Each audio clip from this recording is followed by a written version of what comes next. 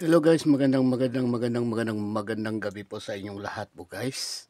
So, mayroon lang po akong konting ikwento regarding po doon sa reels ko po.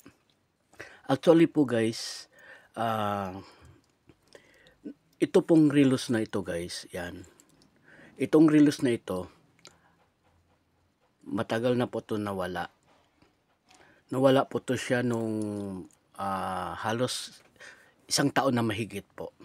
Nakabakasyon na lang po ako sa Pinas. Nakabalik na lang po ako dito sa Saudi.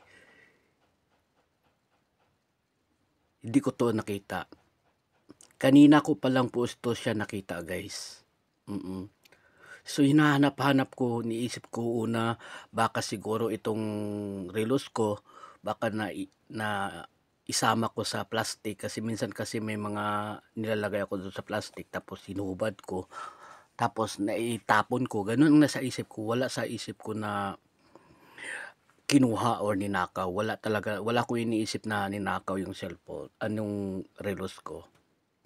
So kanina, doon sa opisina ko lang pala dahil sa ilalim ng drawer sa office, merong mga box doon na doon ko pala iwan ko bakit nakapasok doon sa loob yung sa box, malaking box kasi yung box na lagayan ng mga bond paper. So, yun, nagulat ako, nakita ko to siya guys. So, ito yung pinakauna kong relos na nabili. Gustong gusto ko to siya suotin guys. Kaya nung nawala siya guys, medyo nalungkot ako. Siyempre, sobrang lungkot ko kasi paborito ko tong relos. So, yun ang nangyari. Tapos kanina nung nakita ako, sobrang tuwa ako talaga, sobrang saya ko. Sabi ko, tama nga yung isip ko na hindi ninakaw yung relos ko. Kumbaga, ang nasa isip ko lang talaga yung naitapon ko, na isama doon sa plastic na naglagyan ko ng mga basura dito sa bahay. So, kanina nakita ko to siya guys. Sobrang saya ko. Sabi ko, ay salamat, nakita ko siya. Kaya yun, naisipan ko na i-vlog. Pero nung nawala to siya guys, siyempre matagal na, halos isang taon na. Nakapagbakasyon na ako. Nakabalik na lang ako dito sa Saudi. So, kanina ko palang nakita. Kaya sa tagal na yun, siyempre bumili po ako ng isa pang relos, no? Isa pang relos. Okay? So, bumili po ako ng isang relos. Ang pinili ko na naman ulit ng relos guys is ito. Ito yung binili ko guys. Ayan. Ito yung binili ko na relos na sabi ko, bibili na lang ako ulit. So, suot ko to siya guys. Suot ko. Tapos, after siguro na mga 3 months kong suot, nawala na naman. Nawala na naman. Hinahanap ko. Di ko makita. Di ko maisip. Wala akong naisip na natapon. Basta, naisip ko lang na saan ko ba talaga nailagay. Ganon. Naisip ko talaga na hindi rin ninakaw. Basta, ganun na lang yung basta blanco talaga. Kahit anong isipin ko, wala akong maisip. Kaya, naging ako yung blanco yung pag-iisip ko talaga. Wala akong mga niisip na dahilan kung nasaan. Kaya, yun, nakita ko din to siya guys. Alam niyo guys kung saan ko nakita. Sa isang yung sling bag na, di ba, sa yung mga sling bag na ginagamit namin ng mga lalaki. Ganyan. Kasi meron akong sling bag dito, 5 yung sling bag ko, pinagpapalit-palit ko. Hindi ko naman naisip na nailagay ko pala siya. Na-check ko yung sling bag. Pero sa loob ng sling bag, meron siyang maliit na 2 bulsa sa loob. Nakaganon talaga siya ng maayos. Nakaganon siya ng maayos doon. So wala akong makitang yung mga scrap. Nakaganon lang siya ng maayos guys. So yun, naisip ko ano ba yan? Nakita ko. Kanina pa din. Kanina pa din na nakita ko siya guys. Dito na sa bahay. Tuwang-tuwa naman ako. Pero nanghinayang ako dito guys kasi ito di talaga na ito yung video kung ito siyang ano siya mas mura to siya guys. Mas medyo mababa ang presyo nito kumpara dito. Mas mataas yung ano nito yung value nitong relos na to. So siyempre sayang-saya ko pero sa tagal na rin na nawala siya guys. Siguro mga nawala 'to siya mga ano din, tawag pagpalagay natin ng mga 7 months, 8 months, oo. Kasi pagkawala nitong relos na 'to bumili din ako nito. So sabi ko nung nawala naman siya siyempre wala na akong ibang relos kaya bumili naman ako ng isa pang relos. Ito naman yung binili ko guys, 'yan, oo. So, ito yung binili ko, ito na yung kasi sabi ko, kailangan ko na bago ako magbakasyon sa Pinas, meron akong relos kasi nga medyo hindi naman ako mahilig sa relos. Ewan ko lang na parang gusto ko lang na magkaroon ng relos. So, yun.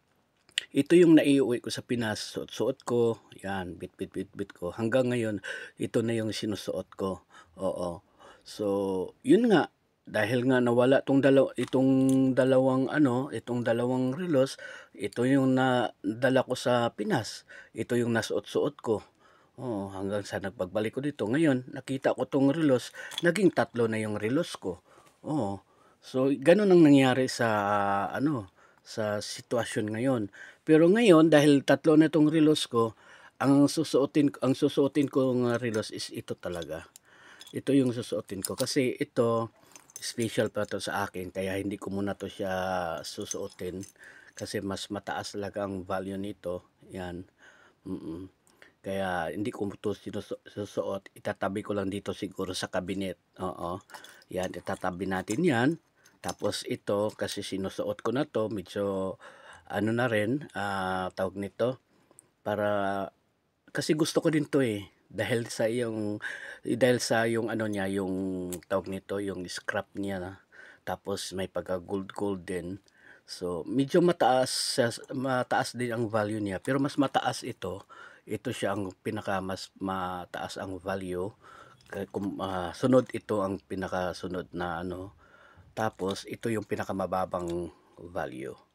So, siyempre ito din talaga lagi kong ginagamit, oo. Gustong-gusto ko siya. So, yun nagpapasalamat ako dahil nakita ko na yung ano ko, yung relos ko 'no.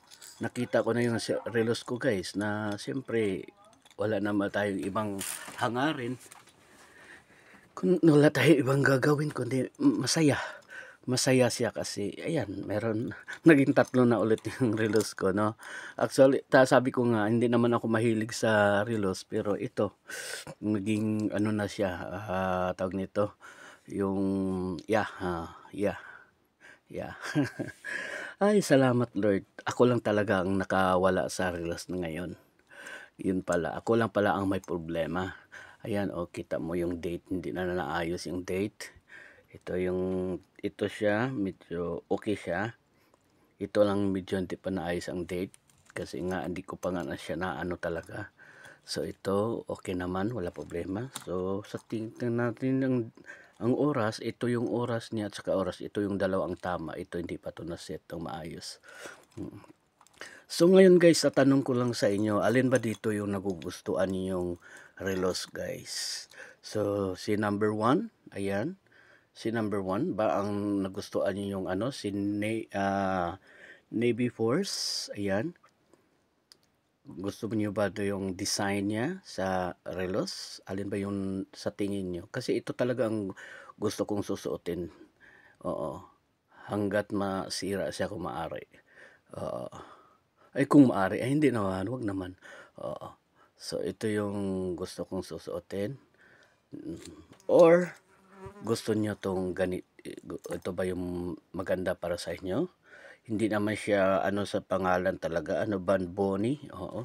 Nakalagay dito Banboni 1853.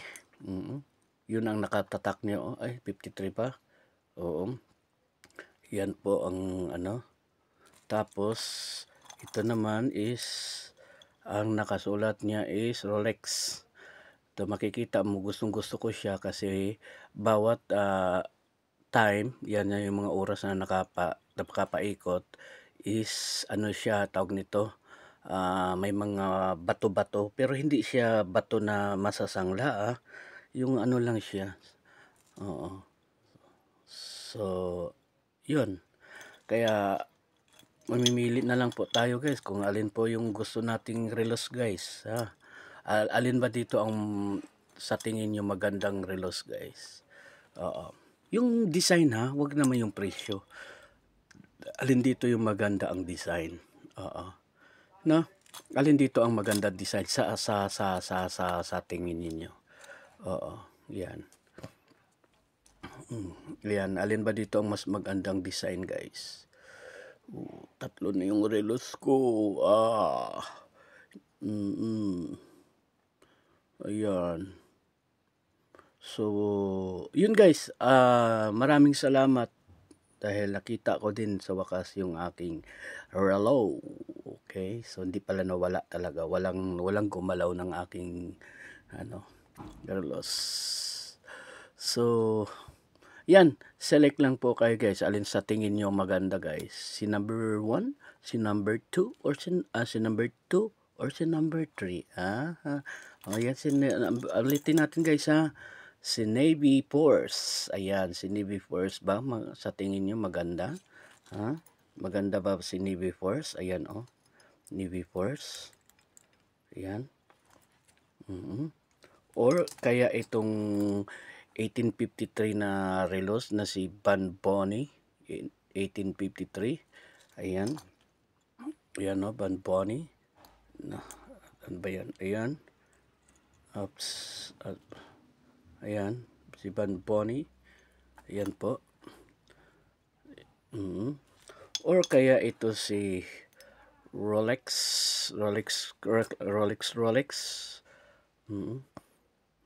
Ano ba nakasulat nitong yung ano no? Hindi ko makita. Oh, yan. Yan ang gusto ko sa guys. O yung ano niya, yung mga bato-bato niya sa mga oras niya. Oh. 'Di ba? Yun ang ano ko dito. Yan. Si Rolex oh. Di ko nga ano to. Yan. Yan guys. So yan lang po guys. Maraming salamat po sa inyong pagtangkilik guys. Kung di pa po kayo nakapag-subscribe po sa ating YouTube channel guys, beke naman. Oo. Sige po guys. Maraming salamat. Bye bye.